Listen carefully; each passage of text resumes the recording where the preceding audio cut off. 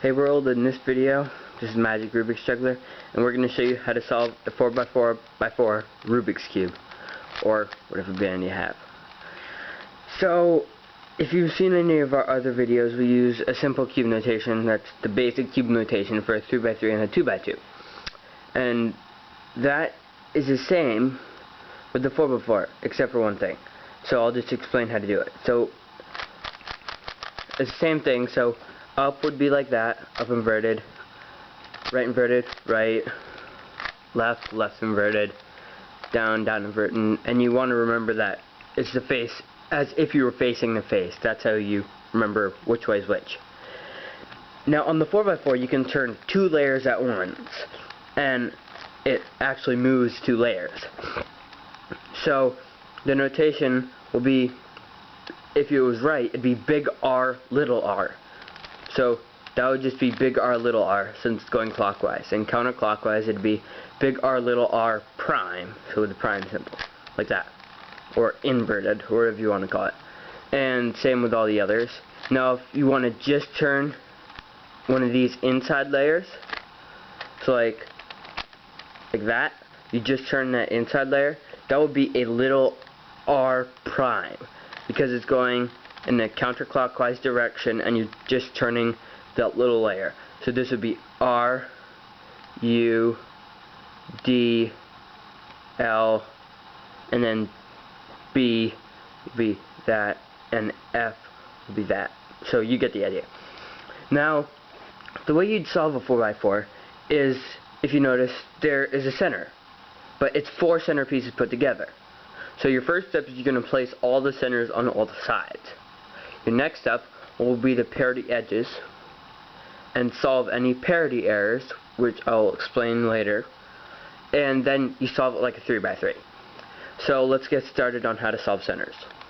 So I like to do the white side first, so let's find the white piece. So here's the white piece, and here's the white piece. So I don't have any other centers yet, so I'm just going to twist it over, twist this down, since that's in the lower part, and twist it up. And you have a 2x1 block. Now we're going to make another 2x1 block. So here's one, and here's one. So I can turn this freely up. So there we have, like what I like to call a knight's move if you play chess. It's sort of like a half knight's move, but I just call it that. And you have one more piece. So what you're going to do to get this up here is you're going to twist this corner into the same spot that this is. So this is in the lower right, that's in the lower right. And what you're going to do, you're going to do this algorithm. Big R, little r, U, big R, little r prime. And let's get the white center. Now the next thing I like to do is the red center. And if you know, you want to know the color scheme of your cube. So on a normal Rubik's Cube, red is opposite orange, green is opposite blue, and white's opposite yellow. And the way I like to remember where each one of those goes is red, white, and blue in a clockwise direction. So this will be the red, and that'll be the blue. So let's get a red. So I'll just turn this there to get started. So we have a red there, and here's another red. So I'm going to twist this up twice, because it needs to go there. If it were here, it'd just go there and it'd be diagonal. So you have to twist it over once more, and you twist it there. So now you have a 2x1 bar. Now let's look for another one. Here's another piece. So since this is in one of the same layers as this, we have to twist the 2x1 bar so it won't be in the same layer. So now that it's up there, we can twist this freely. Now we have another L. So again, you put it in the same one as the L before. You remember that corner in the same spot. And you do, this time it's the other way. So you do big L, little l prime, U, big L, little l. And that gets that without messing up that. Now let's do the blue side. So whenever you have a diagonal like that, this is a move I like to do. You want to make sure you're on a face that has nothing up here, because you're going to be twisting it. So the move is, if it's like this or like this, doesn't matter, you just do big L, little L, prime, U, big L, little L. Same as the knight move, what I call it, when you have the L. So now we have a blue 2x1 bar. Now let's make another one. Here's one. We already have one made. That's good. So you turn it there, and you try and turn that up, but you've messed up the red centers.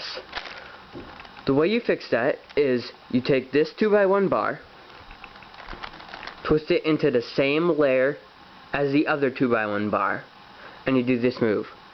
L2, or I mean big L, little L, 2, if they're opposite. If it's like, if you have a 2x1 bar there and there, you just do it once. So big L, little L, 2, or just prime. So in my case it's 2.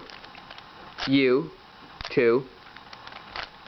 And then you twist that L back, so it would be L2 or L, big L, little L, or big L, little L2. And you get that blue center, and you have the red, white, and blue. Now you know the color scheme of your cube. If you're using a Rubiks brand or most other brands, red's opposite orange. Now I'm lucky I already have a 2x1 bar. It's the same process. So here's this. So we're going to twist this so there's not a clean face up there, the one that's already solved. So we do the move, big L, little L, prime, U, big L, little L. Get a bar. 2 bars. Now you have to look where the orange is going to be. Orange is opposite red, so you're not going to put the orange there. You're going to put the orange there. So twist it into the same layer like before. Big L, little L, prime, U2, big L, little L. Now you've got the orange is opposite the red. So now blue, I notice I have an L, which is really handy. So the way I'm going to do that is I get this face right there. I twist it into the same spot, so I twisted that.